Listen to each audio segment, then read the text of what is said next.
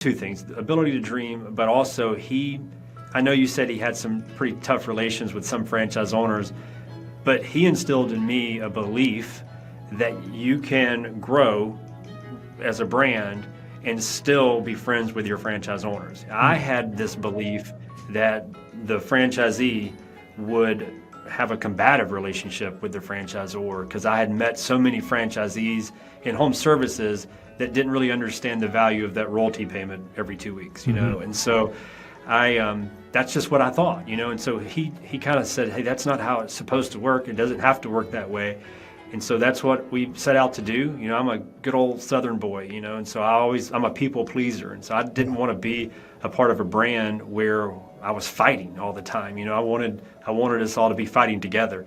Yeah. And so that's really the main motivation, was just the ability to see what could happen down the road. And it's as it's happening, everybody's succeeding together. Welcome to the Franchise Hot Seat Podcast, where we talk about all things franchising. Now, here's your host, Dr. John P. Hayes. So let's start here. You met this guy, Fred DeLuca, the billionaire franchisee. Youthful, fun, always acting like he doesn't know much, but he really does, and always very curious about your business. He'd ask you a lot of questions. You could ask him questions he may or may not answer. But what a personality, bigger than life in franchising, and builds, you know, from the time he's a 17-year-old kid with $1,000, he builds the world's largest franchise company in terms of locations. I traveled with him on trade missions where he was trying to sell his master license in France and Spain, Germany, and I wrote his book. So we had fun together, and we had some pointed moments together as well. How did you meet him, and why would he want to get involved with Ron Holt? Yeah, so I knew nothing about franchising, not one thing, except what I had heard. You know, I'd heard some negative things from other franchise owners in my industry at the time, which was the residential cleaning. I'm the founder of Two Maids and a Mop, and so before franchising, Two Maids and a Mop was just a small cleaning company in Florida, and we built it into 12 locations, and we sort of hit this wall, and we didn't know what to do. You know, we had all the things you need. You know, we had systems and process, ops manual, we had technology, vendor relationships. We didn't know that we were a franchisor before we were a franchisor. We just were doing that to be efficient. And so somebody said, you should franchise, because we were really at a little bit of an impasse, because I had always invested in the field. I never really wanted the home office to have, you know, the high rise, big fat salaries and so on. And so our infrastructure was very, very lean, and that was impacting the operations in the field. And so we had to either, you know, have a pretty hefty investment in the infrastructure, or we had to franchise. And again, I'd heard all these negative things. So I said, you know, let's go learn. And so I flew out to Vegas to an IFA conference, and first time attendee, you know, it was super intimidating. It felt like everybody knew everyone, except for me, you know, and I was in, you know, one of those lectures and just wasn't feeling it, because it just didn't relate to where we were as a brand at the time. So I walked outside to just the lobby area, I guess, and was going to check email on my computer, pretty innocent, and started doing that. And another guy, Fred, eventually sat across from me, and it was just he and I at the table, and he was kind of bothering me because he was asking all these, like you said, he was asking all these questions, and I was like, I'm kind of checking emails here, you know. But I answered them, you know, and I was kind of proud of myself, boasting about the 12 stores we had open and all the stuff we had accomplished. And during that conversation, you know, after he stopped asking me questions, I felt like I needed to return the favor. So I said, well, what do you do? And I didn't know who he was. Obviously, I knew the name Subway and all the success and growth, but not Fred DeLuca. And so he said, my name's Fred. I own Subway, and we have 42,000 global locations. And so it was humbling, and I immediately shut the laptop and started engaging with him. And he kept asking more and more questions. This was mid-afternoon, I guess. Early What year was afternoon. that? Oh my gosh, it was Vegas. a couple years before he passed, so I guess Yeah. 8 or 9 years ago. Yeah. And so this was, again, early to mid-afternoon. Mm-hmm. And if you know the conference agenda, Yeah. you have all the roundtables and all the Yeah. events, and then you've got the party at night. Headed out there in a week to Phoenix. Yeah, there you go. So they used the ballroom where the lecture was happening was Yeah. the same ballroom for the party. Yeah. We stayed in that. We were in that lobby area facing the doors. The lecture let out. They started getting ready for the party, and people started showing up. We were still at the same table talking the whole afternoon. His sister actually walked up. Her and his assistant Suzanne, yeah. and so the three of us or the four of us, I should say, were sitting there talking, and it went on and on for hours. And I was just starstruck, number one, but trying to ingest or digest as much as I could from. Were you asking about franchising, or were you asking about how do I do this, or? Yeah, I didn't know anything. I knew what FTD stood for, but I didn't really know what else that meant. And so he basically just gave all this information to me for free, and seemed to be somewhat energized about the conversation, not just from a resource perspective, but for his own knowledge. And so we ended up stopping the conversation eventually, and then exchanged contact information. That following week, when we got back into our offices, we reached out. We kept talking. Within about 2 weeks, he offered to buy the business. That's Fred. And obviously, it was tempting because it's Fred DeLuca. But he wasn't giving you a very good value. No, not at all. He's going to buy rock bottom. And quite frankly, we shouldn't have demanded a lot of value at that time. Right. He was going to have to be a part of the process in order for there to be value. And so I understood that. And so that didn't work. Plus, he had only had food, like he had invested in other brands at the time. They were all food, though. Nothing was on home service. And so, that was the same with Homevestors. Right. He bought Homevestors in 2008. So we buy ugly houses in 2008. Right. So, but he didn't know what to do with Right. it. But he figured it out. Fred was a very smart guy. But he's not going to pay you, enough for you to retire for Two Maids and a Mop.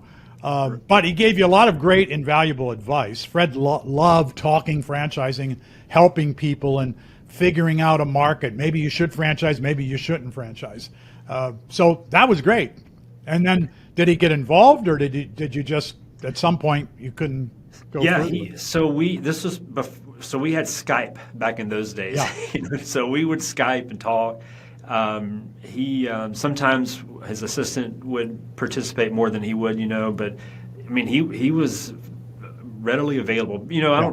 At that particular stage in life, he was more a mentor to people than involved in day-to-day operations. Yes. And so he wanted to serve that role. That was part of being a member of the IFA. That's sort of an oath you kind of uphold. And so he was free with his time and offered to buy it multiple times over the course of the next year or so.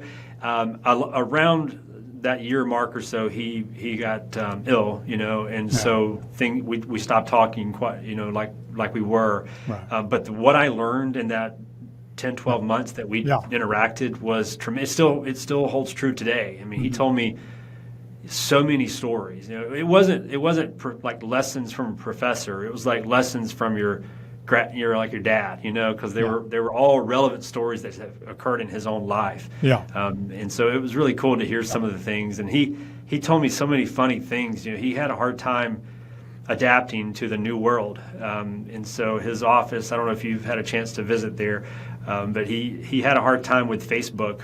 When Facebook, have you heard that story? Yes, right. And so he just was very resistant to it and made a quick pull of the plug somewhere in the server room, and it affected more than just Facebook on his employees' computers. Yeah, exactly. I remember that. Well, he made a lot of people angry in his career, and a lot of franchisees, and a lot of people who lost money, and a lot of people who made millions of dollars who love Subway and DeLuca. But traveling with him and working with him, I would pick up on, all right, not everybody was happy. It wasn't dangerous to be with Fred DeLuca, but you never knew that if someone was going to unload, and they could do this easily on social media, where you can hide behind a Facebook or behind a screen. So, one thing he shared with me that I tell people here at Pink Zebra Moving, but also our franchisees back at Two Maids when I was involved there, it has not, the message that I'll share with you in a minute, he shared with me, has not always connected with our franchisees, but basically he always told me, don't listen to your franchise owners. And not because you don't respect what they're saying, and not that you don't want to have a collaborative effort, together, but sometimes the things they want you to do makes their life easier, but it usually comes at a cost, whether it's automation of a task or another piece of technology.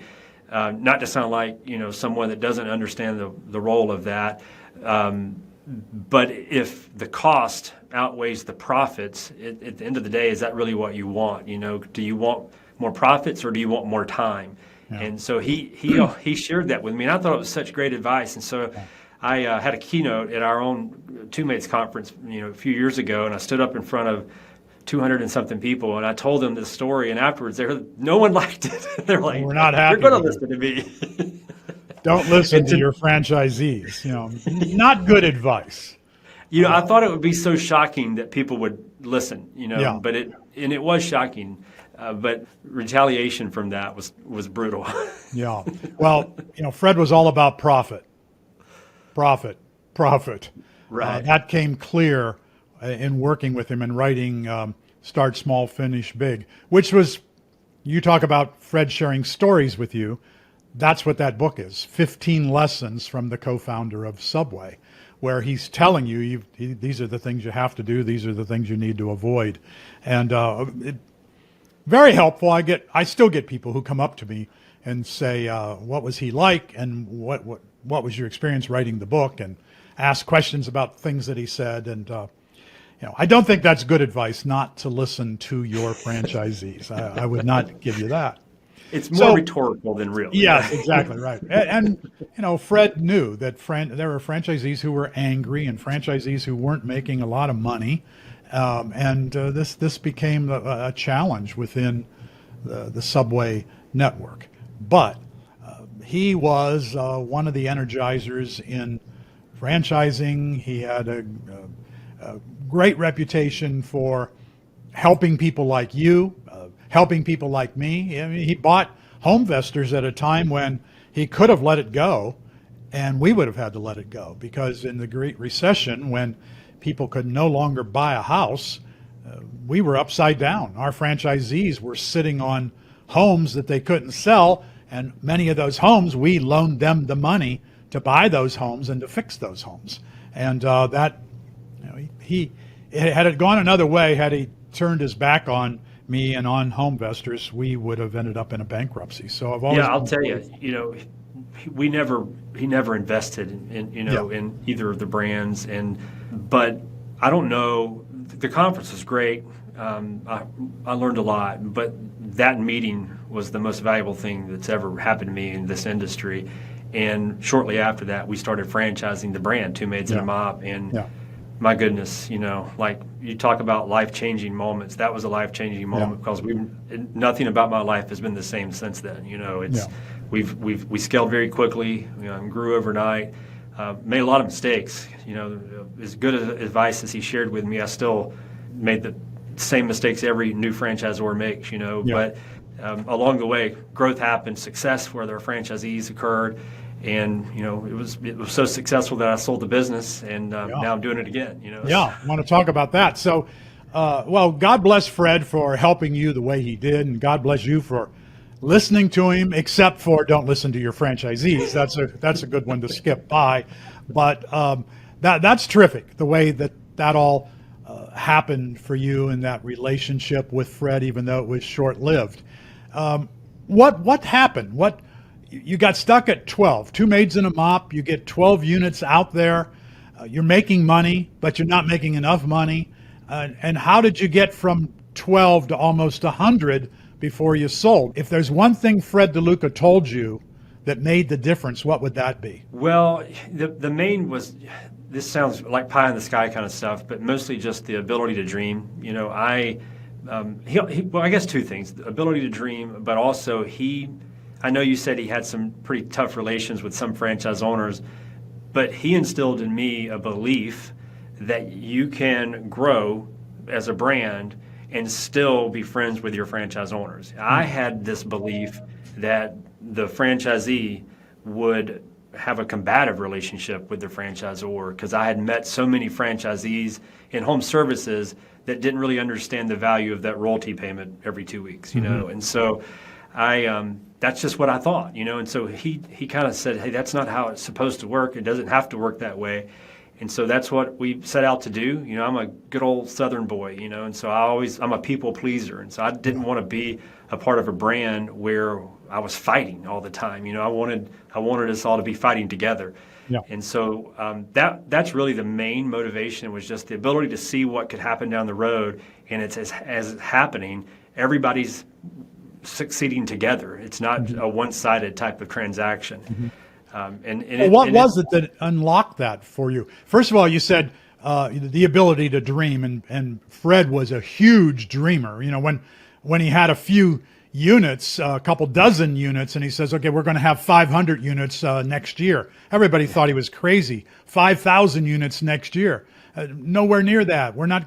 His people thought at the home office that we're not going to be able to do that, but they hit those marks. So, but there was more behind it. I mean, he knew if we're going to have 5,000 units, we got to get started right now today and sell franchises. And how do we do that? How many leads do we need? How many calls do we have to make? I mean, he didn't do the nitty gritty necessarily himself, but he was good at plotting it out. And then he employed good people to help him. So I think that's important, the ability to dream. How did you incorporate that in your thinking? He said, how many franchises do you think you can develop over the next 12 months? And I said, I'm hoping 5 to 7. And he's like, what are you talking about? He's like, that's 50 to 70?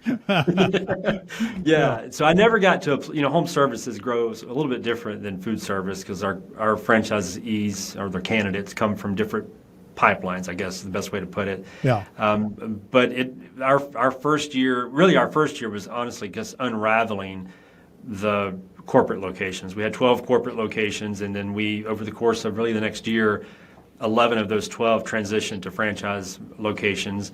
And we were just kind of setting ourselves up for startup life for all these new guys that would enter after that. Mm-hmm. The second year, we sold 24.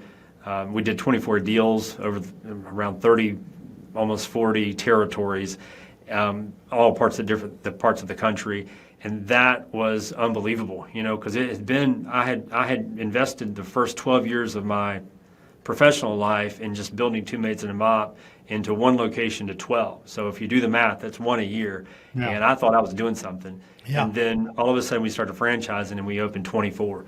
Yeah. So in 1 year. Part of me was happy, part of me was bitter. Like, why did it take so long to do this? Yeah. So when you had 12 corporate units, were you making any money for the time you put in? How were you doing? Yeah, we were doing really well. So we weren't always making money. One of the issues we had opened 12 locations, and we had similar revenue levels, based on the market across all 12 units. But the profitability, the cash flow coming out of each of those was different all over the place. Mm-hmm. Just because you had $1 million here didn't mean that $1 million produced the same things over there.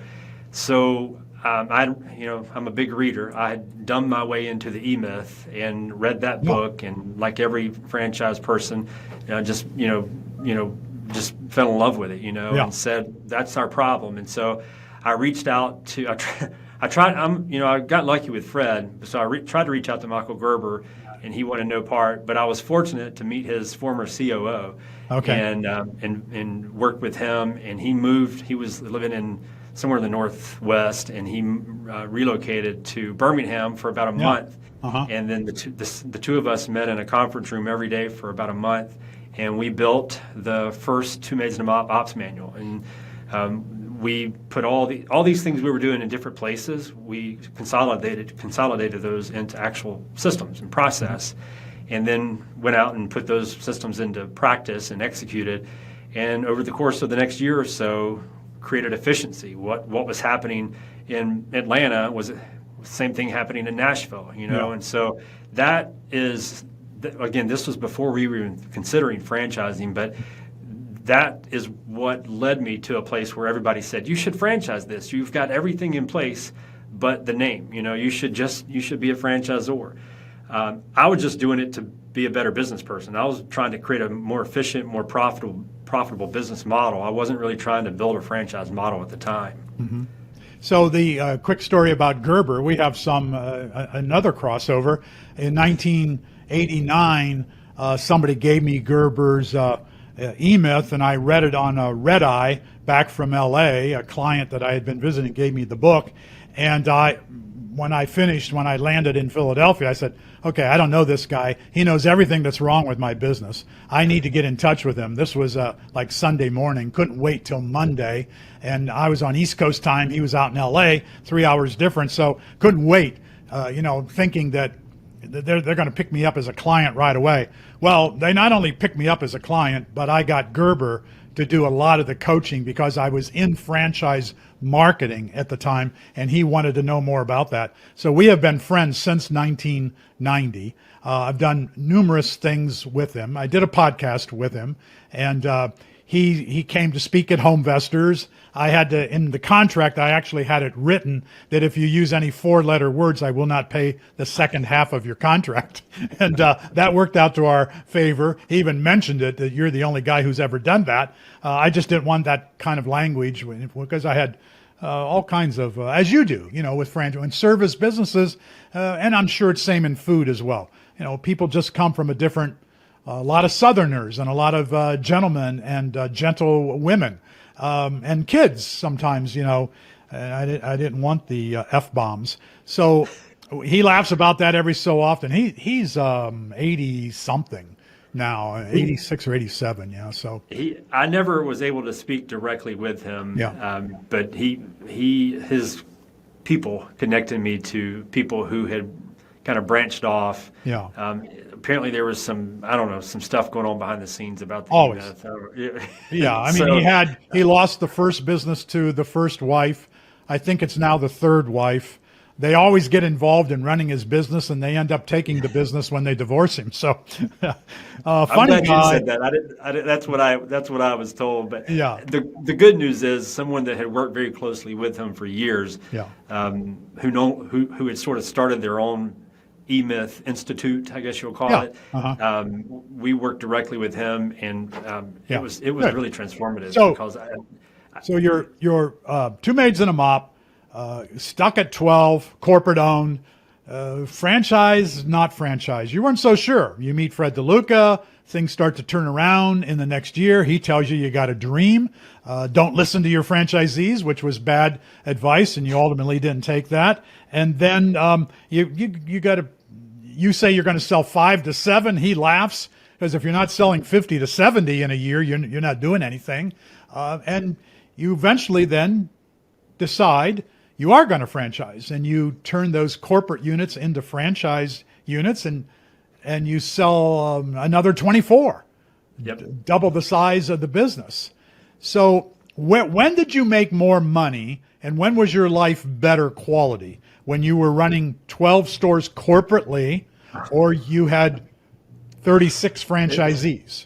That's no comparison. As a franchisor, my personal life changed tremendously for the better. I worked harder. I traveled more, but I made a lot more money. Yeah. And so did the people connected to me. Prior to that, we were just hiring people and saying, "Go, here are the keys. Go run this place," and they were doing okay. But all the money, all the profits was following me. But once we started franchising, the franchisees made that profit, and so it was a win-win. I'm proud to say that my life is tremendously better even to this day. The big one, obviously, is where it all led to. A few years ago. And I want to get to that. But one of the arguments we use in franchising is that a manager-owned unit will never perform as well as a franchisee-owned unit. But people will then argue and say Starbucks is management controlled. Chipotle, In-N-Out Burger, these are all managed, corporately owned. Are you going to say that In-N-Out would be better as a franchise, or that Starbucks would, or any number of corporate-owned businesses? Would Target be better if it wasn't run by a manager? How do managers perform compared to how do franchisees perform in your experience? You've had them both. Well, in my own life, franchisees have performed at a higher level.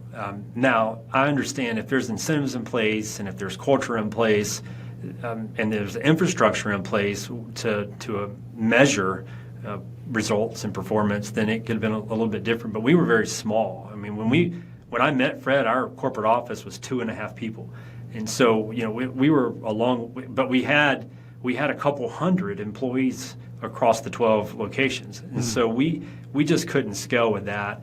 And so that's why for us, we were really living and dying on the personality sometimes of the manager. If the manager was a self-starter who wanted the incentives to work in his or her favor, then they would work hard and make it happen. But if somebody said, "Hey, I'm good making 50 grand. I don't need your $50,000 worth of incentives," then we didn't have the infrastructure to push and challenge them. And so with a franchise ownership, this is not foolproof because nothing is, I guess. But when you write that check, you're going to feel that. I tell people all the time in our world, at least, we don't usually franchise with millionaires. We franchise with 100,000aires, and so those folks really can't lose.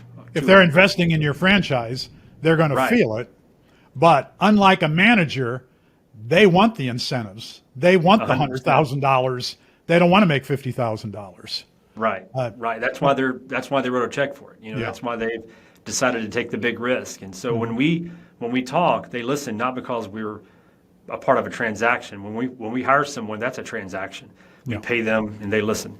It's the other way around in franchising. And so there's a more collaborative, I think, environment because of that. We learn from them as much as they learn from us. And we all want the same thing.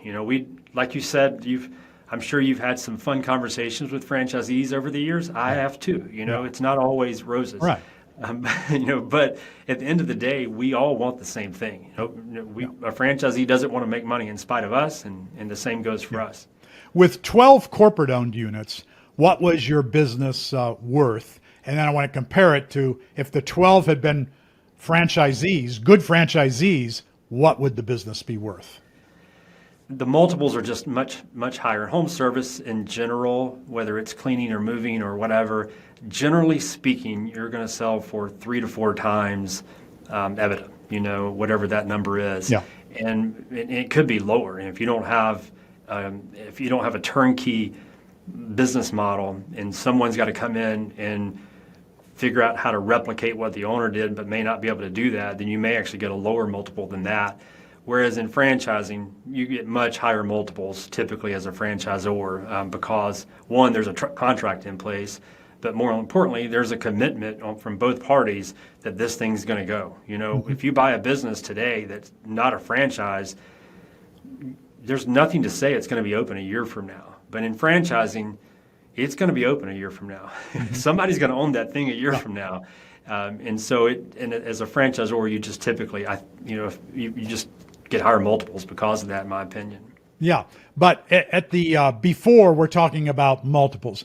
Two maids and a mop, 12 managers. The business was worth X. I'd like you to fill in the X. And then two maids and a mop, 12 good operating franchisees, the business would be worth X times 3 or 4 because the EBITDA was a strong EBITDA. What are those numbers? I want that comparison. If it's a $100,000 corporate business or $1 million corporate business, is it a $5 million franchise business? We only had one real offer, and that was from Fred. And it was in his best interest, and so I don't want to use that as an example. Yeah. Again, most of those locations are making anywhere from $100,000 to $150,000 a year in cash flow. And and you had 12 of them.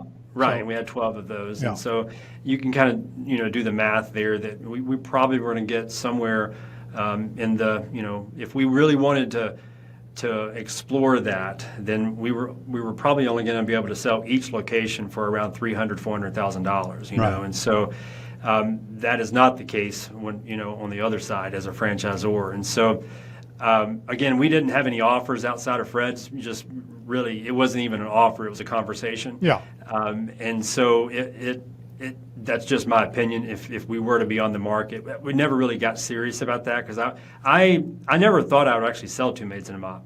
Yeah. It was always a part of my life from my 20s on, and so I just sort of thought of it as part of my identity.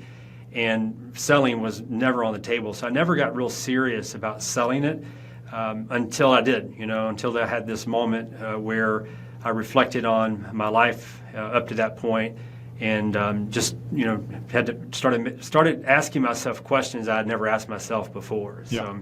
So going back, you meet Fred DeLuca at an IFA convention. He gives you tons of free advice. Turns into a year of talking with him. The best thing he probably taught you, and not to be facetious, but maybe, and if there's something better, you can tell me. He taught you to dream. He said you got to dream. You don't think about 5 units. Think about 500 units, 5,000 units, and that definitely was Fred. What he did. Yeah, he was definitely more ambitious than I was at the time, and assumed we could sell out not even America, but North America within like 12 months. Yeah. And so, Okay. And you had struggled for 12 years to get 12 units. It seemed a little crazy. Then you also read the E-Myth, and you don't connect with Gerber directly, but someone who was associated with him who teaches you to Gerberize your business, to turn that into a system that you could teach to other people, franchisees, and that over a period of 2-3 weeks or maybe 6 weeks, whatever it was, they would learn how to be experts in the maid business, and they would, for a small investment given to you, you would teach them in return, and they would start making good money as a result. That's right. Then you went from the time you started franchising, and you ultimately ended up at 93 units, I understand, before you sold. How long did that take? Over the course of, let's do the math here. First one was there. So over the course of the next 8 years, we became a franchisor. And so again, that first year was really just a transitional period where we were converting. But the next 7 years were all just franchise development, and right through the face of COVID, And so early on, we had the whole country basically available for development. So it went very fast, very quickly. And then we had to learn how to be a franchisor, make all the mistakes that you're not supposed to make because somebody else already made them, but you make them anyway, And so we sold too big of territories. We didn't know how to support. We just assumed people would learn the trade very quickly. We didn't realize white-collar folks don't know how to clean toilets. And then we didn't know that white-collar folks didn't know how to manage blue-collar folks. We didn't know what kind of technology you needed, so we just thought you could do everything by hand. And we didn't know how active we needed to be. Like, for instance, grand opening. With our own corporate store's grand opening, it was pretty hands-off. We said, come to Birmingham, we'll train you, spend several weeks here, then go out there and make it happen. We'll show up and do a ribbon cutting, thing, and then head back to Birmingham. And so that's what we told. Our first franchisee was in Tampa, Florida, and that's what we told them. And then they called the next day and said, "What's going on? You left." And so we really, we had to learn the hard way. Thankfully, they were amazing self-starter, really entrepreneurial type personalities. And so they were able to sort of get through all the lack of support that we provided during those early days. But it got better. And then we built a team, and we built all the things that you need to be a really strong teaching organization, which is what, over time, I learned that's really what a good franchisor is. It's just a great. You got to be a good teacher. You got to be a good teacher. So, how much money would you guess that you invested once you became a franchisor, and until that point where your system was really singing, that people could learn it easily and they would make money with it. Did you invest $1 million? Did you invest $5 million? How much did you have to invest over a period of time? So I've got two experiences there, my current brand and the first one.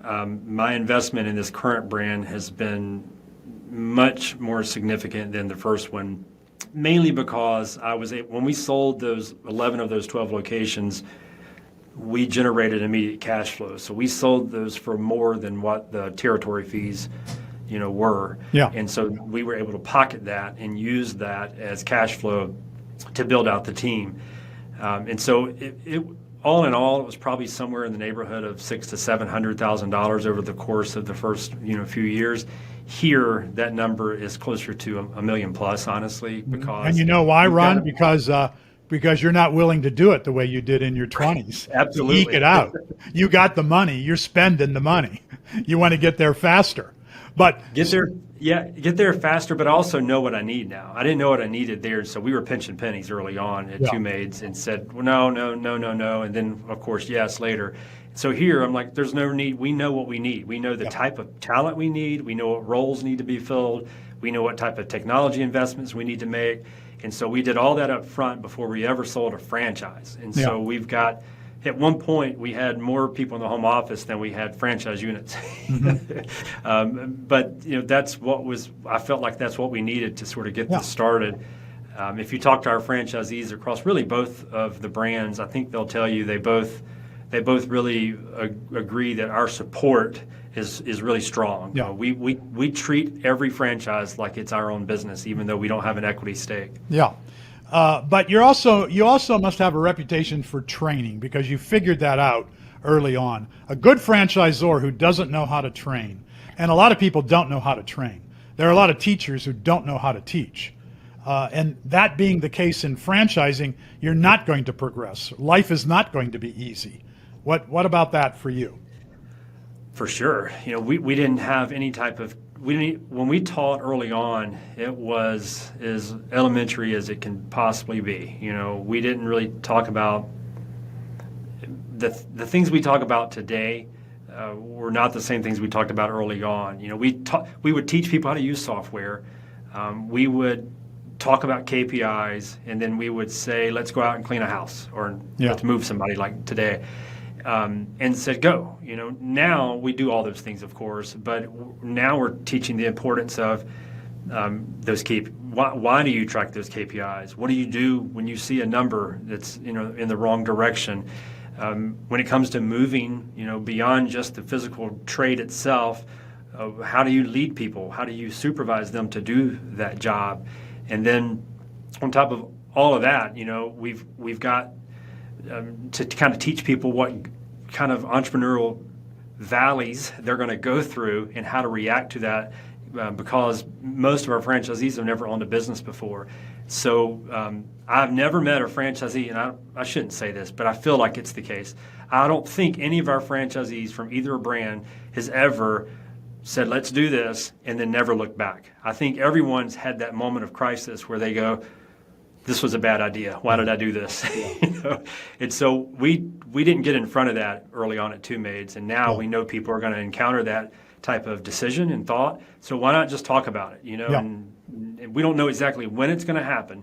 Sometimes it even happens in pre-open, we've seen, but it's important to go ahead and talk about it so that whenever that happens, you remember why you did this in the first place, and all the things that are in front of you, not just what's happening that day.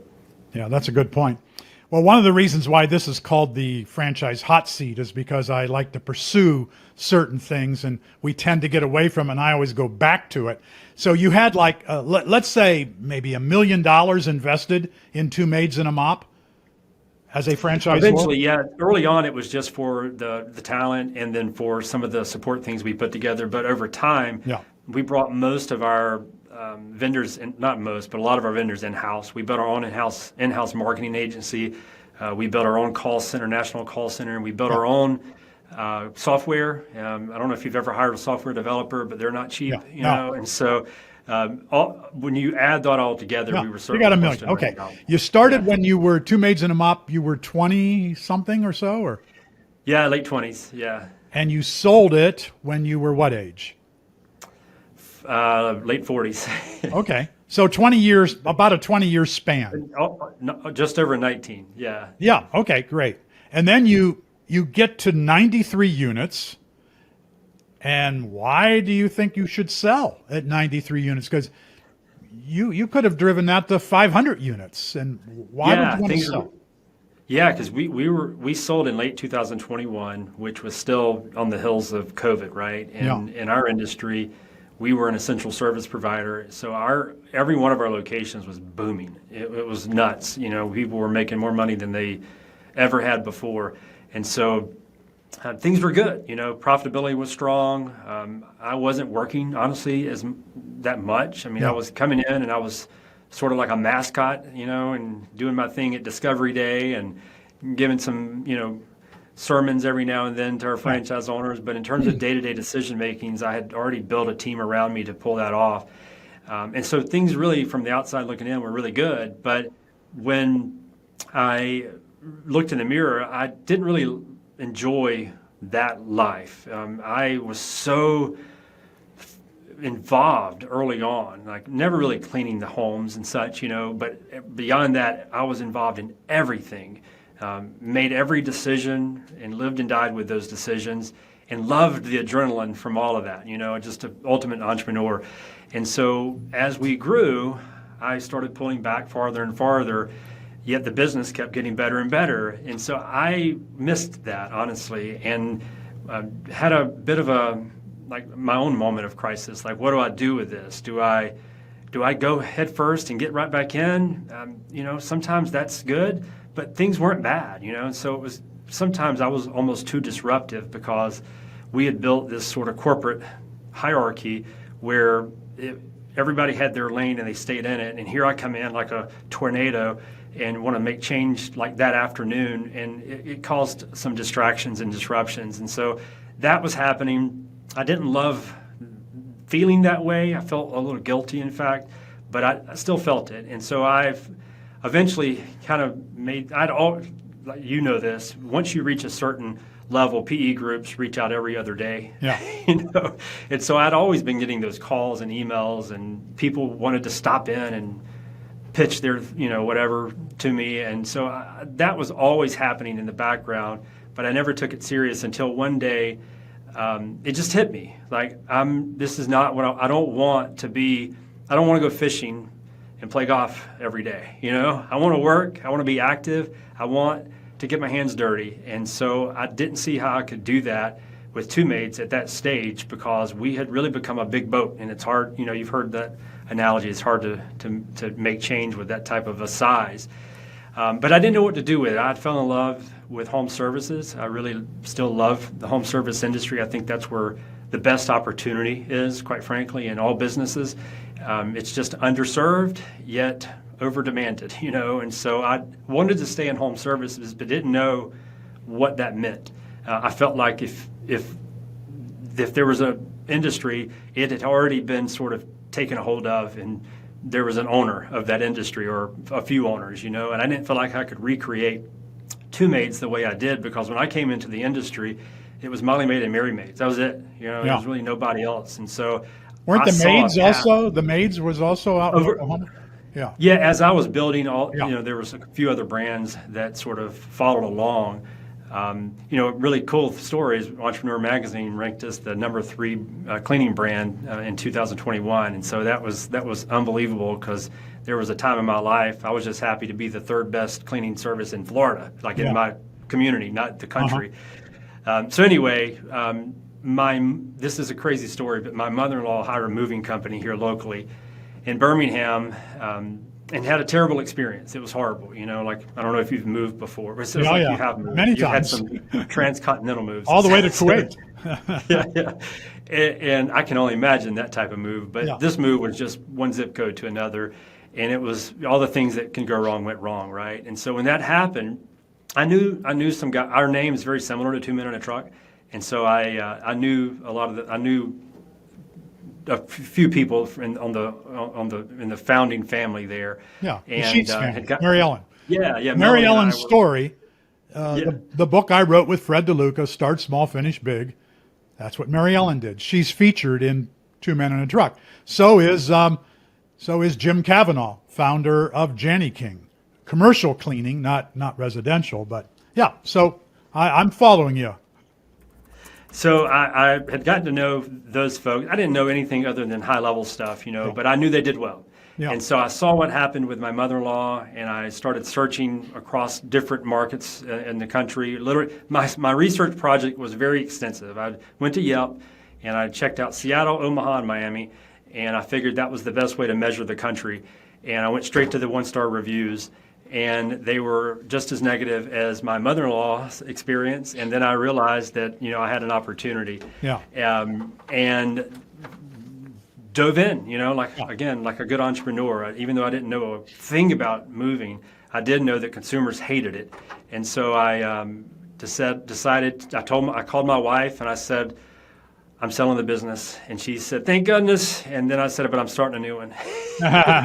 He said, no, that's not thank goodness. Yeah. And this all happened, this kind of self-reflection happened over the course of really just a few weeks. But I thought that this would be this lengthy process where, a year from now, I'm still running Two Maids and I'm just sort of kicking tires on the moving concept. So I reached out to a group that had been trying to, earn our business for a long time to rep us. And they said, this is going to move fast. You're selling at the right time. And you wouldn't believe it, 42 days later, wow. I sold the business. Yeah. So I went from just thinking, should I do this, to barely 2 months later to being out and no longer a part of the brand that I had just grown up in. That's right. what I didn't know anything different other than Two Maids and a Mop at that stage. And 19 years of your life. It's an emotional separation. It's like a divorce in a way, except you got a big jackpot of money. Speaking of that, did you talk to multiple PE companies to run one off the other to see if you could, or you didn't have the opportunity to do that, particularly not in 42 days? Yeah, so the process was very quick, but at the same time, it was a very comprehensive process. And so the group that worked with us was fantastic. They worked with us to kind of get everything together very quickly. And then once they pitched it, I don't know how many, hundreds of different groups were involved in that. And then we received, I forgot the exact number, but call it 7 or 8 offers basically. And they were all most of them were very good. And I was very excited. There was one particular group that had stood out to me, not just because their offer was strong, but I knew a lot about their stories, home franchise concepts. And I was big fans of their founder's story. Again, Jim Moran, I don't know if you've heard, that story. He's right down, so they're on my advisory board, HFC. Yeah. That's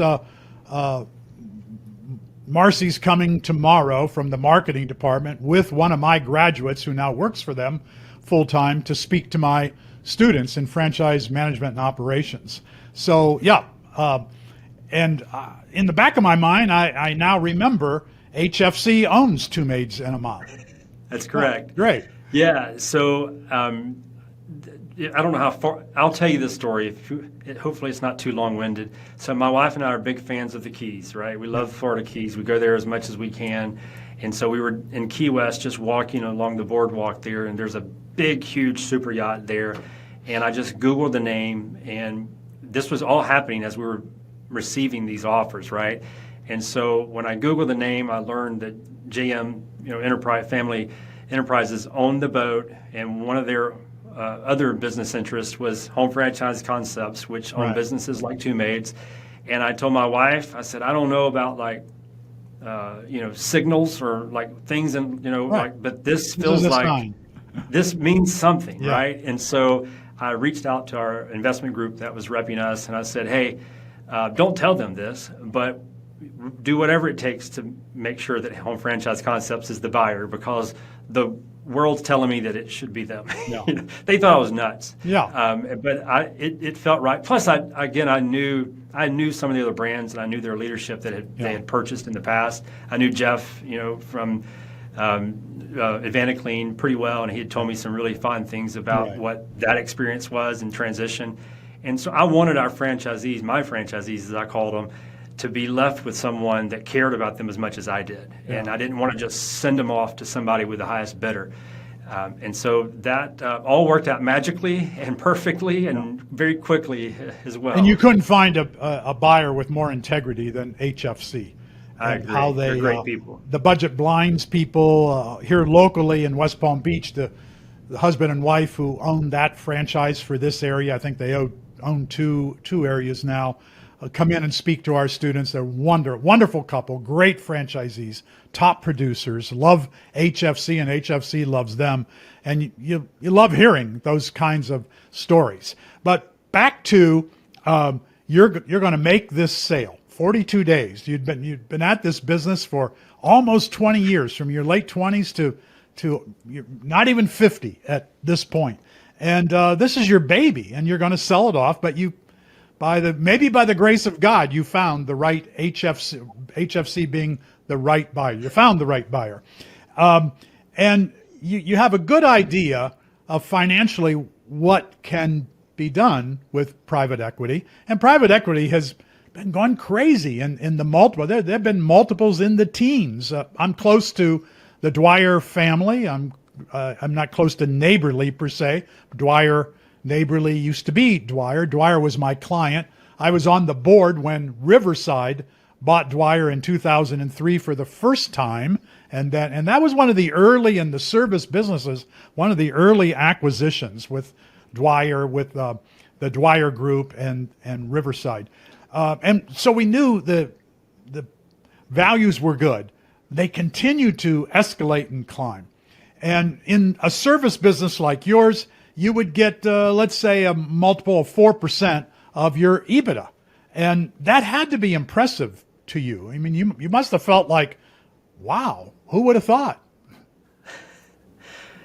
Yeah, I mean, you put so much energy and money into a business for such a long time with this hope and dream that something great's going to happen one day, and you just keep pushing the chips on, across the table, and you never really think about what if it doesn't happen one day. You just always assume it will. Yeah. And then when it finally comes to fruition, it is the funny part of my story is when I sold the business. I have 2 kids and a wife. 2 of my kids and my wife had COVID.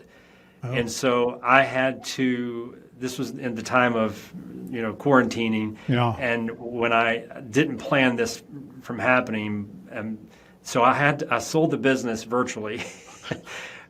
We had a lake house, and so we celebrated by ourselves on a dock. Yeah. And then when I informed all of the employees in our home office, along with all of our franchisees across the country, I had to do it on Zoom. And so it was not the way I, saw it in my head coming down. The even funnier part was, there was supposed to be this whole transition period, and I was going to be there, and I was going to help, and I really couldn't wait for that because I wanted to be a part of that. But my family got COVID on the 9th or 10th day of quarantine period over and over again. And so I was out for basically a full month after I sold the business. And so when I returned, my office was like a stale basement, nothing had been happening there, and they no longer needed me. Yeah. So I went from being Mr. Important to Mr. Irrelevant. Yes. And didn't know it. I thought I was coming in and going to have lunch with everybody. It was going to be so fun. And they were like they were already doing things, Yeah. They were past me. Yeah. So 19 years invested in this business, $1 million invested to get things to where you need them, the right people in place, the right technology in place, and you sell. So did you get more or less than $1 million per year? More or less than a $20 million sale? Well, I wish I could answer that one, but the good people at HFC probably would not be a fan of that one. Right. It was a fun day, I can tell you. Yeah. You didn't have to work again. Never, no. I mean, it was generational, and that's why my wife was excited and then equally unexcited when I told her I was going to jump right back into the franchising pool. Right. So let's go to that. Pink Zebra Moving is your current brand. And, when you think about why would we need another maid service? But you proved we did with Two Maids and a Mop. Well, for sure we don't need another moving service. And I told you that I know Mary Ellen Sheets. I included her story in the book I wrote with Fred DeLuca, Start Small, Finish Big. I've tried every year since I've been at Palm Beach Atlantic University in the Titus Center to get Mary Ellen to get in a chauffeur-driven limo and come over to the other side of Florida and speak to my students. But she said, I'm in my 80s. I don't want to travel. I understand that. But she was a fun lady, a fun story, did very well with her business through the years.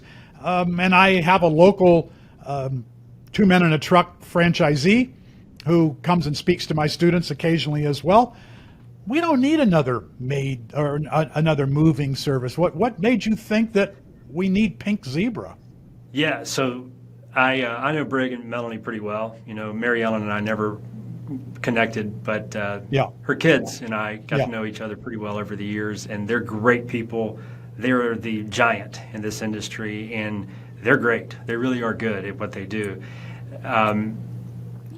My thought is the industry itself as a whole is broken.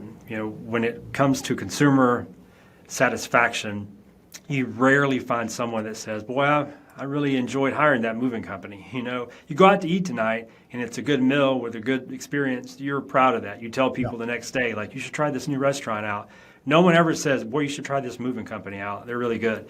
And so I had read all the reviews, had some personal experiences with my family, and I felt like there was a real opportunity to disrupt this industry that really had not changed in 50 plus years. Like, as great as Two Men in a Truck story is, what they really built their business and brand on was just systems and process and general good people. Nothing was transformative and different about their business model. And so I felt like consumers wanted more. When you write a $2,000, $3,000, $4,000, $5,000 check to someone, you should be happy with that transaction.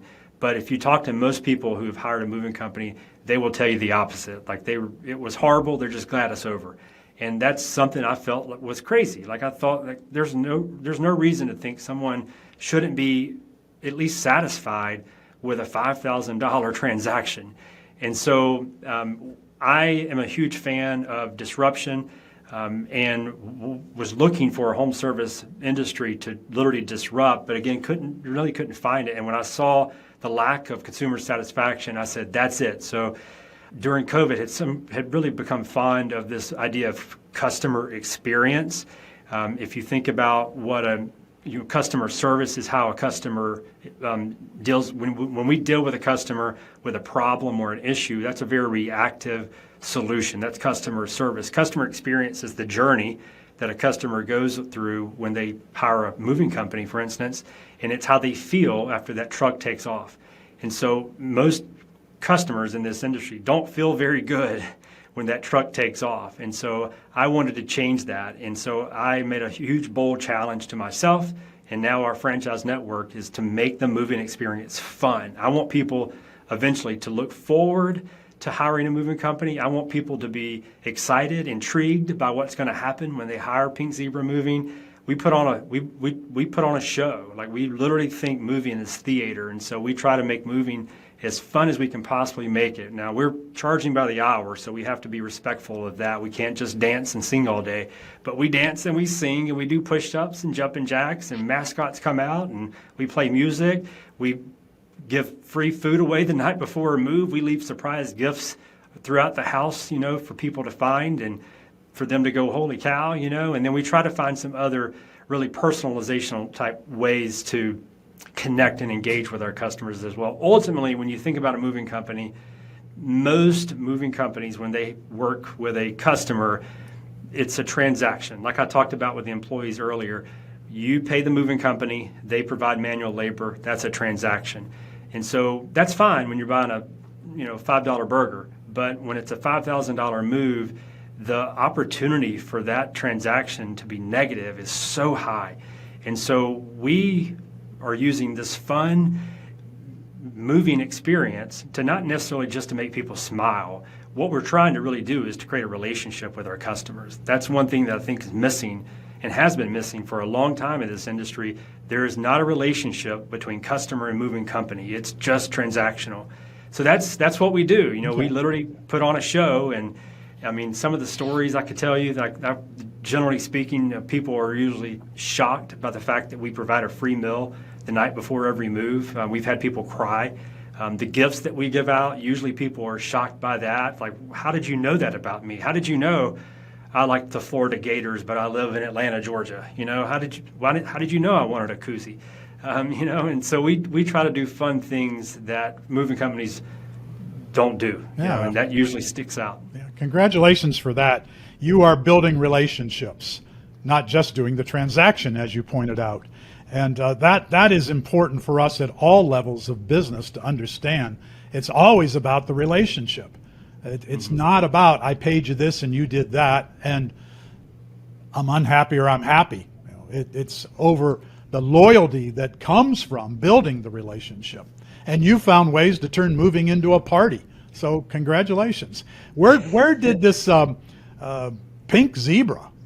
Why? So I told you, my wife, so many Florida Keys stories here. So one more for you. You're not too far from there, so maybe we can meet up and drink some fruity, sugary drinks down the road. But so my wife and I were just past Marathon and 7 Mile Bridge, if you know that area. Yeah. And on one side is the Atlantic, the other side is the Gulf of Mexico, right? And so we're on this boat. We're just hanging out. It's a beautiful day. We're reflecting on Pink Zebra or Two Maids in the cell, and that was sort of our just moment to go celebrate it, because we were stuck after COVID. We couldn't really do that, and so we were just there, no kids, hanging out on a boat, and that was it, very harmless. And we were going to call. I'd already decided we were going to enter the industry, the moving industry, and we were going to call it Pink Truck. I'd owned the color pink because Two Maids is pink, and around the franchise world, people call me the pink guy. And so I said, we're going to own pink because the moving industry, I want to be different. I want to be unique. I want to be the opposite even of the industry. And so you think testosterone and muscles when you think moving. And so I said, I'm going to go pink. So that's as far away from that as we can be. Yeah. But everybody said that pink truck's terrible. And I agree. Now that I say that out loud, it wasn't great. And so I said, we're still going to do it. Pink truck moving. That's what we're going to be. So we're on this boat, and again, if you know that area, there's a bridge over you, but you don't. If you've been through there, you don't even pay attention to the bridge. It's not even a part of your worldview. And so we were there for several hours, and then one moment in time passed where a zebra, black and white zebra pattern moving truck passed over us, and for the first time that day, I looked up, and it caught my attention. And on that boat, I told my wife, that's it. Forget the pink truck that everybody hates. We're going to connect zebras with the color pink and call it Pink Zebra Moving. Because if that zebra striped moving truck can pull me away from this paradise, then what can it do across all the communities that we're going to be in down the road? So that's how it all started. And so do your trucks have zebra stripes or pink on the trucks? Pink and white zebra stripes head to toe. Yeah. You either love it or have a wreck when you see it, because you can't miss it. Yeah. So currently Pink Zebra has how many franchisees? So we're in 9 markets right now. By the end of this quarter, the first quarter of 24, we've got 6 in pre-open. So we're going to be in 15 markets by April 1, and then I wish I could do what Fred said and open 70 a year, but our wheelhouse is more like 10 to 15, which is still aggressive, but 10 to 15 new units per year. We sell anywhere from 2 to 5 territories at a time. Typically 2 to 3 is what we sort of focus on. Our territories are 600,000 or less, 300 to 600,000 people. But what we want to be is for a franchisee to serve at least 1 million people.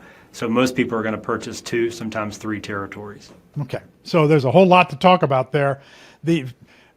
My first question is, when are you going to sell it, Pink Zebra? When's the next private equity celebration? So I'll give you this quick answer. I have already told my wife, and she's told me, you're not doing this again. There's no round 3. And so I can't sell it anytime soon. All right. Because what am I going to do? Write books? Then, I want to be in the business. And so You don't want to do that. Books don't make much money. right. That's what I hear. Yeah. So I have a young daughter. She's only 8 years old right now. So for about a year, I worked out of my basement. And I was working. I was building ops manuals for Pink Zebra and putting together plans for what we were going to do when we started, building out the brand. But she saw me working in the basement, sometimes in flip-flops. And so one day I was taking her to school and she said, "Dad, why don't you work anymore?" I said, "Well, I do." And she said, "Well, no, you just hang out in the basement all day." So I know that's silly, but I want my daughter and my son to see me work, So I plan on doing this, since I can't do it again, per my wife. I plan on doing this till at least my young daughter is in high school. Yeah. Okay. So, another 12, 15 years anyway. Something like that, yeah. So let me talk about a couple of things that are related here. We've talked about, you consider yourself an entrepreneur? For sure. Okay. Yeah. And Wikipedia would put me next to that name. All right. And through the years, and I've been in franchising since 1979, I wrote the first book about franchising, Franchising the Inside Story. It took me 6 months. I couldn't spell the word. I wrote it for $10,000 for a franchisor who knew if he had a book about his story, he would sell more franchises, and he surely did. But this was 1979. I was in my late 20s. Didn't know anything about franchising. Since then, I've been a franchisee and a franchisor, and I've provided lots of marketing help to franchise companies all over the world. And now I teach at I think the top university for a business degree, but I teach even something better than a business degree, because the concentration in franchising that I teach is leverage for whatever degree. You could get a degree in communications, you could get it in political science. You have a concentration in franchising, that opens doors to 4,000, 4,500 maybe franchisors in North America, multi-unit franchisees who want to hire you and pay you a good fee because you know about franchising. One of the things that entrepreneurs have said historically is you don't want a franchisee to be too entrepreneurial. And when I wrote Franchising the Inside Story, I got from the Wharton School. At the time, I was teaching at Temple University in Philadelphia, and down across the city was the Wharton School, and they, in their entrepreneurship division, had a test that you could rate from 1 to 10 your entrepreneurial skills. And so I recommended that test because I was thinking, you really need, if it's business, you need to be an entrepreneur. They're like cousins. Well, it turns out that franchisors say, if on a scale of 1 to 10, you're a 1, well, you're hardly getting out of bed, so you're not really much of an entrepreneur. But if you're a 5, okay, you're mid-range. Once you get to 7 and above, no, I don't want you in franchising, because a franchisee has to be able to follow the system. The system is sacrosanct. If you don't follow the system, you're not going to succeed. And if you disagree, you can say so. Do you want franchisees who are entrepreneurial, a little bit entrepreneurial, or not entrepreneurial at all?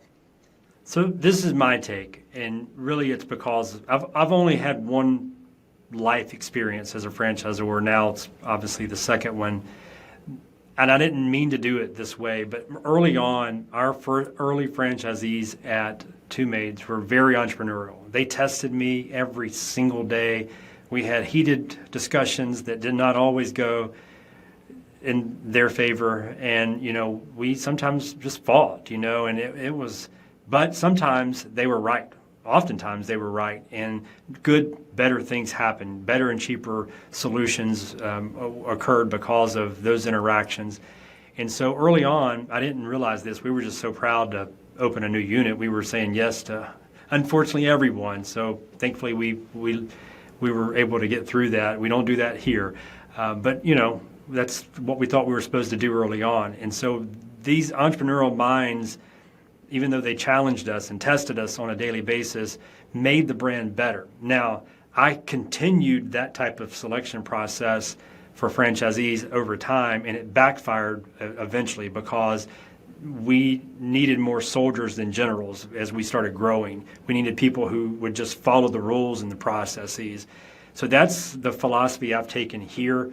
I don't have a hard number, but the first early, I call them founding fathers of the Pink Zebra brand, are going to be more generals. They're probably going to be more entrepreneurial, and they're testing us as we speak.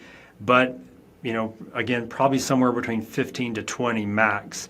We're going to change that direction and look for more soldier-type personalities, if that makes sense. And so who we were looking for early, for someone to take a chance on a new brand, we had the luxury of having a 20-year successful journey in home service franchising. That's great, but it's still a new business in an industry, like you said, that's filled with plenty of competitors that have been around a lot longer than us. And so somebody's got to take a chance on us. You're probably going to find more entrepreneurial personalities early on because of that. Now that we're more established, now that we've got great validation from our franchise owners, it's easier to go out and find those soldier-type personalities, in my experience at least. And so that's sort of the take that we have. The first 10 to 20, you need people that can grow with you and can tell you things that maybe you disagree with, but ultimately they may be right. But you can't have that across the board. If the majority of your network is testing new ideas and challenging every system that's prescribed, then you've got chaos. You don't have uniformity, which is the whole, if you read the E-Myth, that's what it all is, know? And so that's the culture that we've set forth here. We tell every franchisee early on, that's who we want you to be. We want you to be our founding father. But, it's that we want you to be not just founding father because we want you to challenge us, but we want you to be strong mentors later on. We want that franchisee number 100, we want them to look at franchisee number 10 for direction and motivate. Like the experience I had with Fred, I want that same type of relationship with our franchisees, from the older ones to the younger ones. And so that's our take.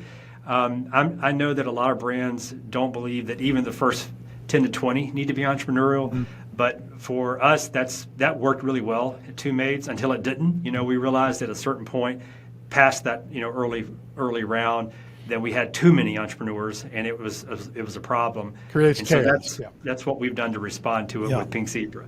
So when franchisees come on board and they want to test the system, which essentially is testing you, or they don't tell you that, all right, I'm supposed to advertise 3 times a week, but I'm only going to do 2 because I don't have the money, or because I think 2 would be enough, or because I'm smarter than you, my advertising will be better, or whatever it is. This is the way entrepreneurial franchisees at least will think. That gets them into trouble, and you can go back and say, but had you just followed the system, you would have found that 3 times was worth your investment, and using the kind of advertising we recommended to you, which we have tested and proven, would have served you well and saved you money. But with an entrepreneur, you don't get that kind of an advantage. Right. And so what we tell people up front is, we've got rules. You have, again, for the franchisees that we're bringing in now, we tell them, these are the rules. This is what you're going to have to follow. We're always open to new ideas. We're going to listen to you every day. We're not going to ever not listen to you, even though Fred said not to. Yeah. But that doesn't mean we're going to do any of those things. And we're not going to allow you to test those things either if we disagree with you. That's the whole point of franchising. Yeah. We don't just throw stuff against the wall. Everything has to go through a vetting process. If it's a new vendor that may be great in your market, that doesn't mean it's great across the country. Yeah. And even if it is great across the country, what type of infrastructure do they have to support a nationwide network? Are their rates affordable across the country? Are they able to ship across the country? Does the contact that we have there, are they going to be still there a year from now? We don't want to just jump into something new because it's flashy and sexy and brand new. Again, that's what franchising is. And so we tell everybody up front that we're here to listen, and we'll listen to your feedback, but our rules are our rules. And so you've got to be okay with that. And, if you say that up front, then you've established the ground rules. There's no question later. Yeah. We didn't learn that early on at Two Maids. We didn't say those things. And in fact, we did the opposite. We listened and we did those things they said do, Mm-hmm. and it caused all sorts of problems. And so we've hopefully not going to repeat those mistakes with this. Well, you brand. did learn that lesson. Fred DeLuca said, do not listen to your franchisees. And sometimes that's the way it goes. I've heard Ray Titus at United Franchise Group say many times to a franchisee, just give our system the opportunity to succeed. Follow the system for a year.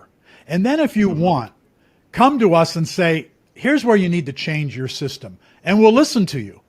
Because you've got credibility. You've been a franchisee for a year. You've succeeded. You've followed. The franchisee who doesn't follow the system in that first year is more likely to fail, or at least to stumble along the way. Depending on how much money they have, they may not fail, but they poured too much money into operating their business when they didn't have to if they had followed the system. Yeah, you said it earlier. It's all about personality mostly. In my case, I would be the worst franchisee for every brand. Yeah, you're very entrepreneurial.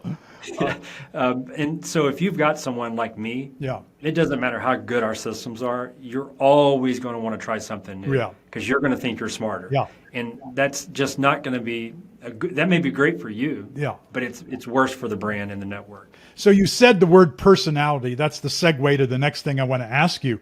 Do you use the DISC profile when you're selecting franchisees? Yeah, we do. It's something that we've always done, even back at Two Maids. And we, again, early on here at Pink Zebra Moving, we had a different idea of who we were looking for. We actually didn't want the traditional franchisee to join us early on. Those first 10, we wanted them to be more like me.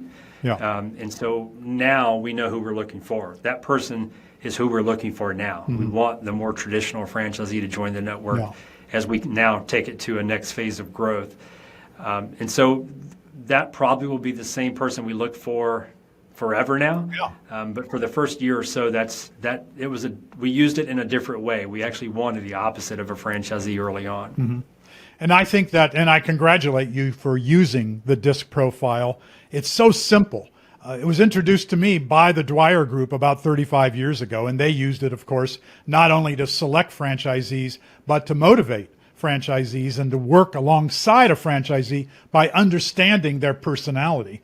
And when I talked earlier about not all teachers know how to teach, I give every one of my students a DISC profile in the beginning of the semester. Because if I don't know if they're a D or a C or a combination of I and S or I and D, I don't know how to talk to them, and I don't know how to teach them. And they don't know how to respond to me either. And the DISC makes it so much easier to understand, what does this person need to get out of the relationship in a franchise in order for them to feel successful and become successful. And without that personality profile, how do you know what you're doing? And most franchisors do not use a personality profile. I just don't understand it. Yeah. Our ops team loves it. Our development team hates it. Yeah, exactly. Because you lose some people. You think this is who, and they've got the money and they're ready to go. And, you pay for those sins. You bring the wrong franchisee into your network and you're going to pay for those sins. And a lot of franchisors experience that the hard way. Now, Ron, you're doing something else that I'm not sure I like. And we debate this at the Titus Center in the classroom. And oftentimes it's discussed among our advisory board members. It used to be, and Ray Titus is pretty much still a franchisor from the old school. His father was Roy Titus, the founder of Minuteman Press. So the Tituses have been in franchising as a family for as long as any other successful family in franchising. You sell 2 to 5 territories right out of the box. And old school franchising says, well, why don't you buy one territory, learn that territory really well, let's see if you love it, and then we'll give you the opportunity to buy more if you like.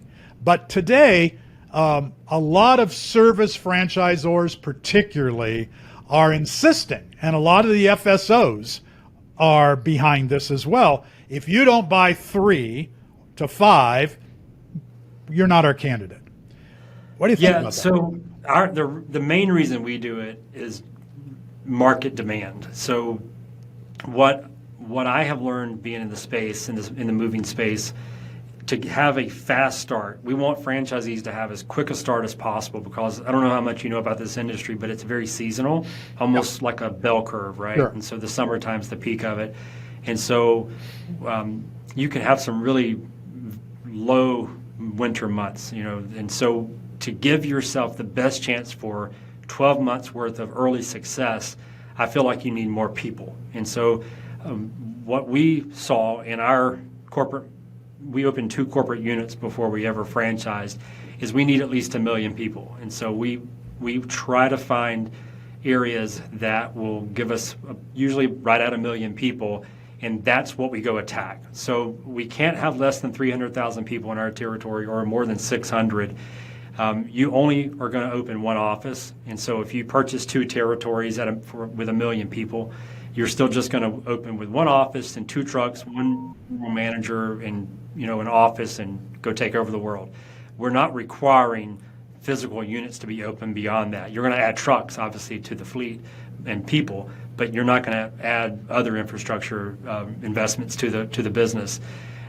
If you purchase more than 1.5 million people, then there is a need for multiple units. However, we're only going to do that with someone that has prior experience. And so if, again, you know this, most people in franchising have never owned a business, and most people are white-collar executives who probably had some sales or management success in their life, but the idea of owning a business, especially a blue-collar one, is foreign to them. And so those folks would not be suitable for a 1.5 million size area. It's just too much. And so we've only done this one time so far at Pink Zebra Moving, but we sold it to a group that actually in Denver who owns a chain of daycare agencies throughout the Denver metropolitan area.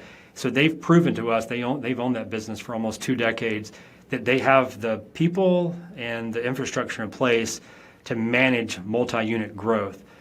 We haven't found that since then, and so most of our transactions, new deals, are somewhere between 2 to 3 territories, mainly because we're trying to get to 1 million people. That's our sweet spot. If we can get to 1 million people, then we can build an office around that. Yeah. So it's when we say 3 territories, it's not 3 offices. You're not hiring 3 managers, going out and getting a bunch of trucks. It's just one office, one manager, 2 trucks, and you're serving 1 million people, basically. You're spending more money on advertising probably because you got 1 million people instead of 300,000.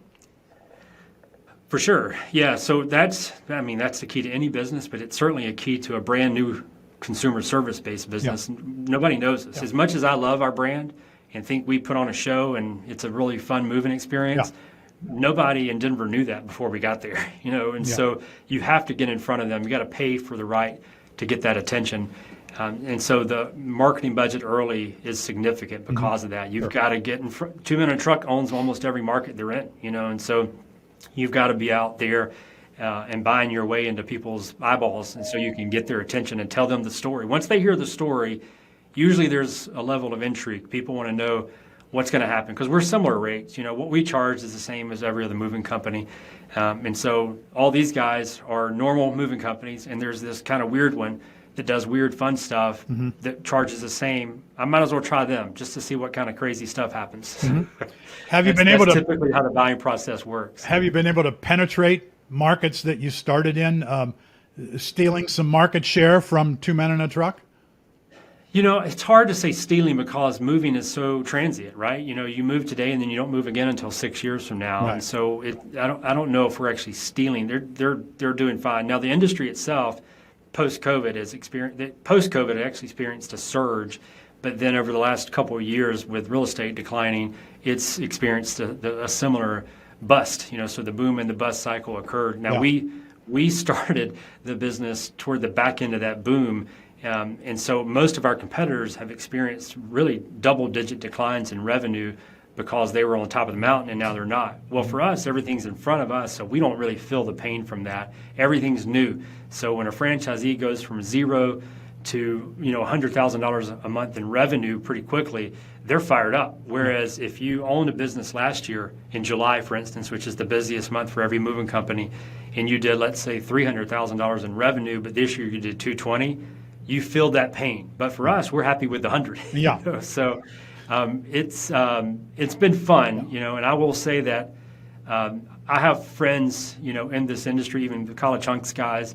I wish them the best. I think they're great people that I hope they keep growing, and I think we can all live in this world together. We don't have to be competitors even, because I feel like there's eventually going to be so much demand. When this real estate market does change, and it will, it always does, then there's going to be another boom, and everybody's going to profit together. And so I would hate to think, I've got good friends in this industry. I would hate to think I'm stealing their market share. Right. I want them to succeed as much as we do. If I'm going to buy as a franchisee 1 million people in a territory, what will that investment cost me to become a Pink Zebra franchisee? Yeah, so I'll probably be a little vague here because some people buy trucks, some people lease trucks. If you lease the trucks, you got to get two 26-foot long trucks. The lease payments are going to not require any type of upfront investment, and so your early investment for a leased truck is much less than if you purchase. Now that said, it's much more expensive to lease than it is to buy long term, but short term it's cheaper to lease. So anyway, about half our network leases, half purchase. It's just based on their prerogative. It's anywhere from $200,000 to $300,000 based on how large the territory is and whether or not you purchase or lease the trucks. Do you sell the franchises corporately, or do you use brokers, FSOs? How does it work? Yeah, so we've got a development team. We're in Birmingham, but we have a development team out of Atlanta that we worked with at Two Maids that's just really connected to our brand. And so he and his team work all of our leads. All of our leads right now come from either just organic sources. Our story is thankfully receiving a lot of positive traction, and so it's earned some media, and there's a lot of just talk about who we are. So we get a lot of interest organically, more than we ever did at Two Maids, quite frankly. But then obviously we do work with brokers. Brokers are still a pretty heavy lead source for us, and they're obviously usually an easier type of sales process because they're farther along in that process. An organic lead may not even know if they want to own a business, much less be a franchisee. So there's a lot more noise when it comes to those organic leads. So most of our success has come from the broker channels, and those have been great partners with both brands for a long time. So. And so in Atlanta, is that an FSO that works that you outsource to, or? No, so it's actually a partner within the business. So I wanted our development team to have an actual stake in this business. I didn't want them to just be hired mercenaries. And so I basically required this person in his entity because they work with other brands, so I guess you could call them an FSO. But I wanted this person to not just work with us because we paid them a commission, basically. We still pay them a commission, and so we're happy to do that. But I wanted that person to be able to sit across the board table from me and talk about the profit and loss of our business, along with our franchisees units as well. And so he owns a small stake in the business, and he's able to tell that to franchise candidates as well. And he knows the story from a personal level beyond just a brochure or a PowerPoint presentation. Yeah, good. Okay. So the last thing, and I know we've gone a long time, and I appreciate it. The last thing there are many more things I want to ask you, but in this session, let's say I want to sell my franchise to private equity. And I've been at it for 20 years. And I have a similar story to yours. Maybe I have more, maybe I have less. Doesn't matter. I want to sell to private equity.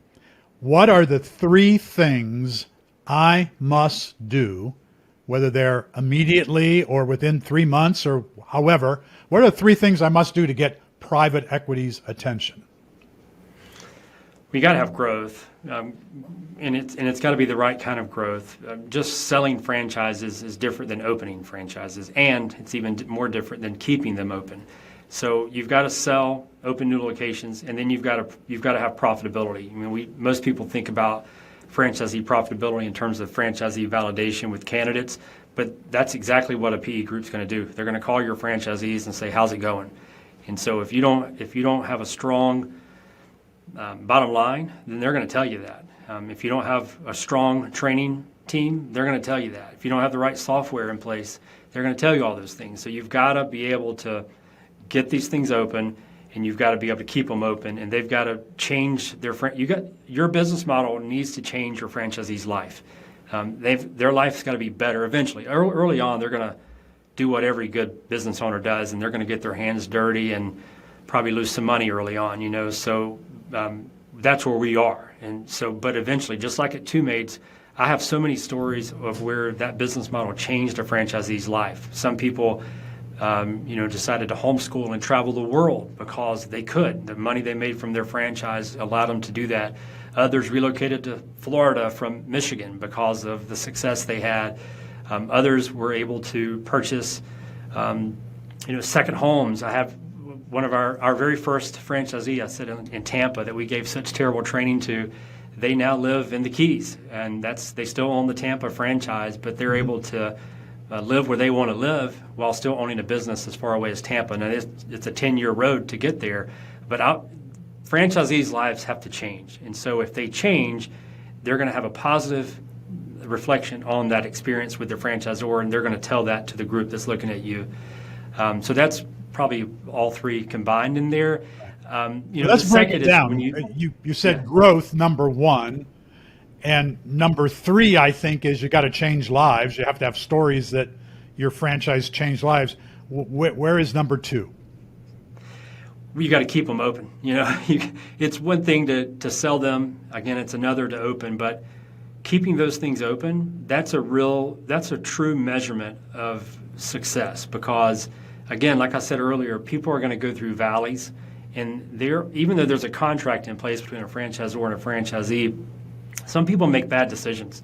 And so some people quit in the face of, reality when they shouldn't do that.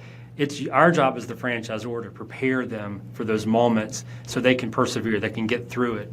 I've learned that the hard way, living it, as a franchisor now with two different brands. So if you've got a lot of closures, a franchise group's not going to have a whole lot of interest because they don't want to inherit problems. They don't want to inherit headaches.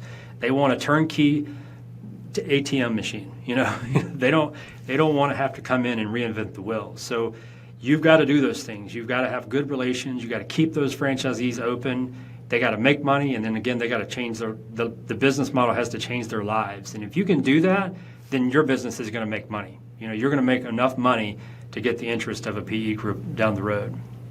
So you're going to follow your own advice, I take it, because you want to replicate Ron Holt's story, right? I think sure. There are other people out there. How do I do what he did?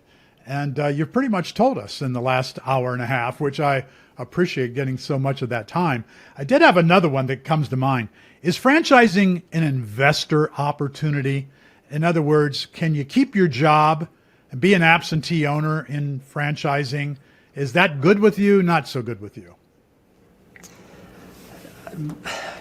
The quick answer is I'm not a fan of it. However, we have partnered with people in that role that have been able to give us assurances and proof that they're going to be able to invest in that business.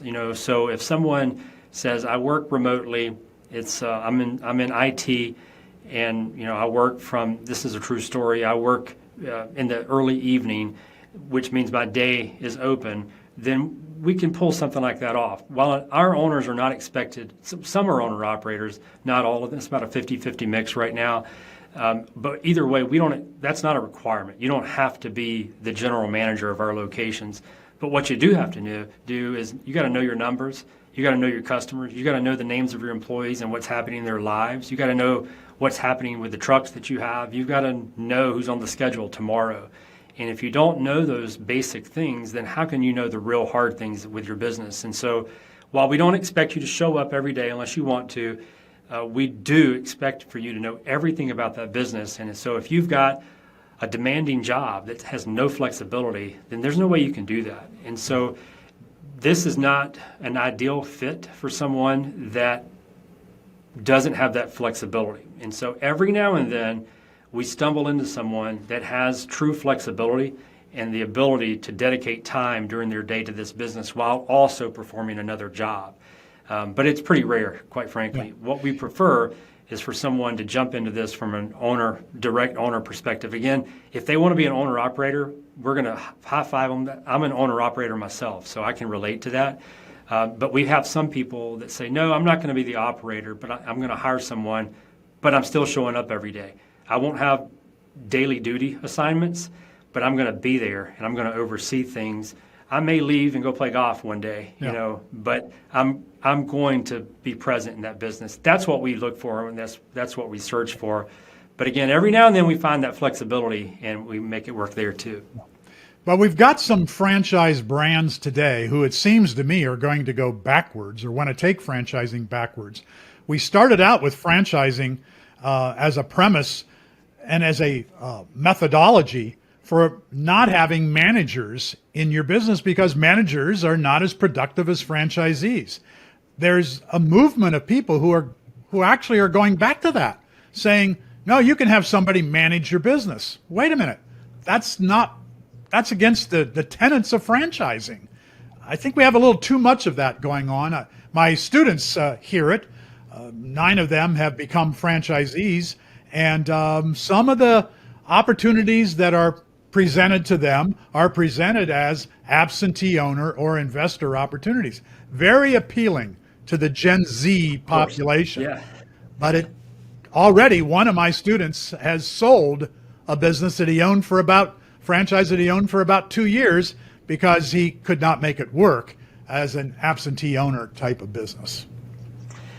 Yeah, it certainly is easier to do it that way. And I don't want to pretend that I haven't made a mistake, especially at Two Maids when we were growing so fast early on, and we sold it to people who probably wanted that same life, and it sometimes worked out for them, and in other cases it did not, and ended up very similar to your students selling the business. And so, I've learned enough over my franchising life to try to learn from those mistakes. And so that's, even though it's harder, that's probably one of the reasons we can't open 70 a year. There's just not 70 people out there that want to be as invested as we need them to be.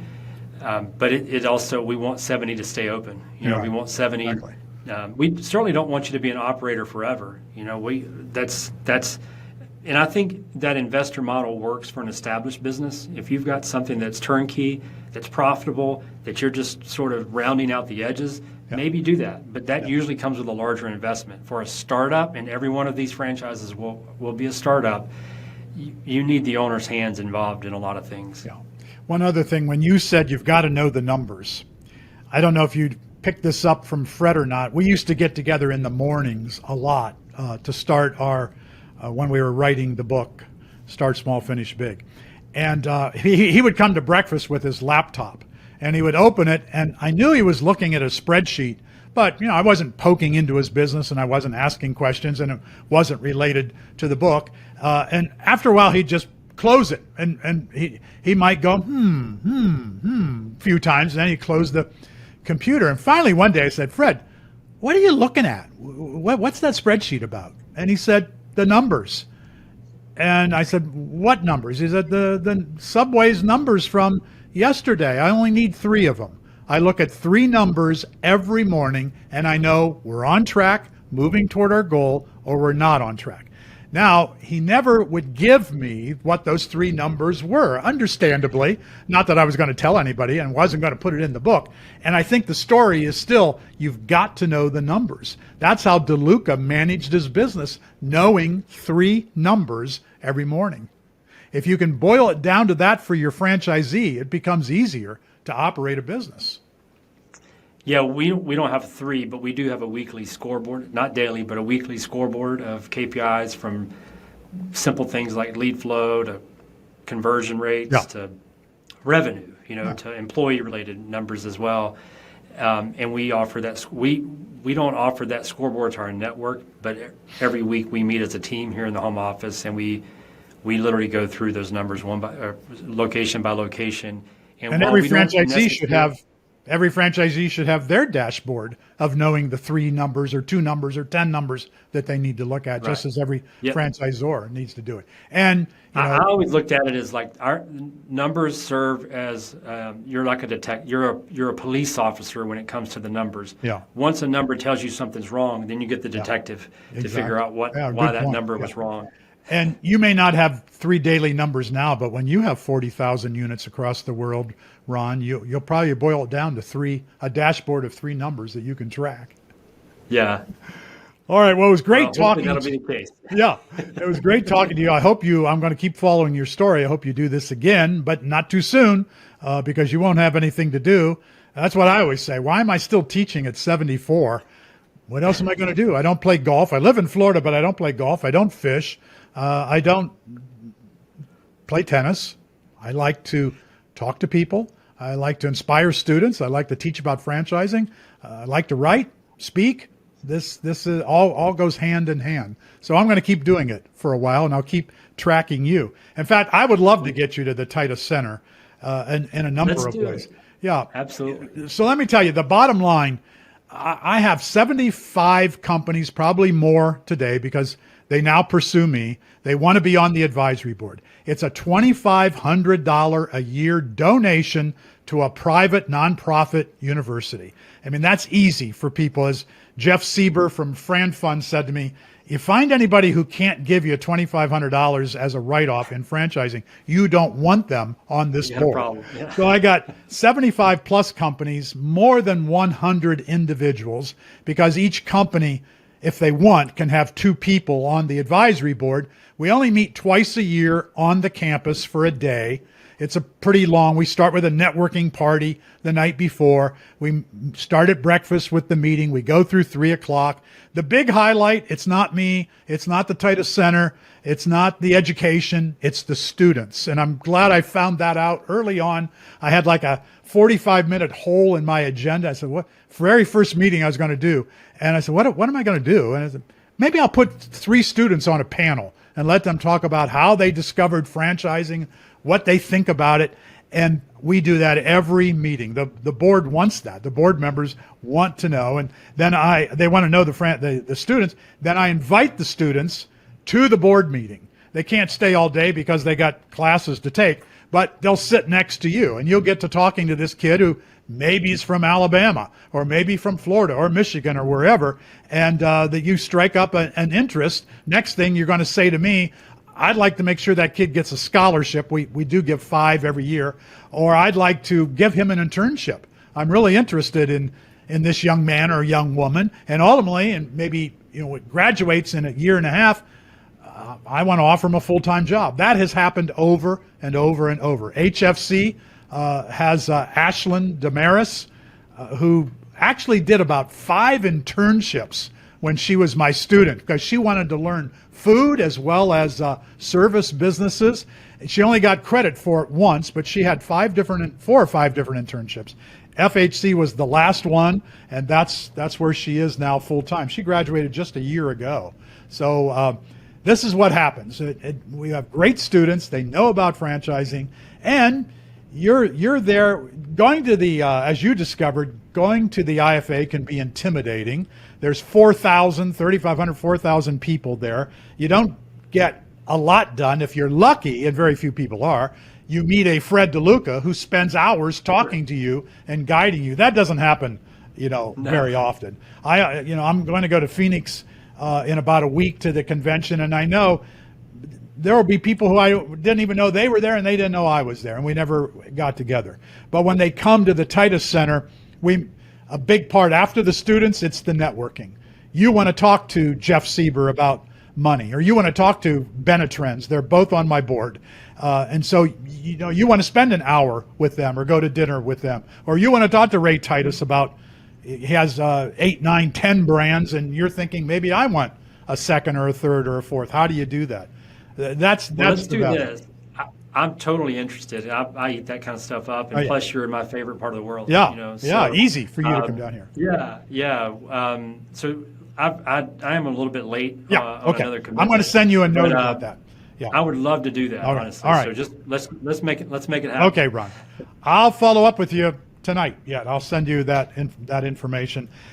This will take maybe 3 weeks until this begins to air. We don't air the whole thing. In fact, I get fewer YouTube views than I get my shorts. The shorts will get, in fact, the DeLuca right out of the box got 50. It's not with him, it's about him, and it got 5,500 views just like that, practically. So, but we'll see how it goes. I'll be in touch. Yeah. Okay. Look, I really appreciate the time. I've had fun talking to Yeah. you. Can't believe we've never met one. I know. I can't believe it either. You were busy building that business. Yeah. Thanks for tuning in to the Franchise Hot Seat Podcast with Dr. John P. Hayes. Tune in next time for more conversation around all things franchising.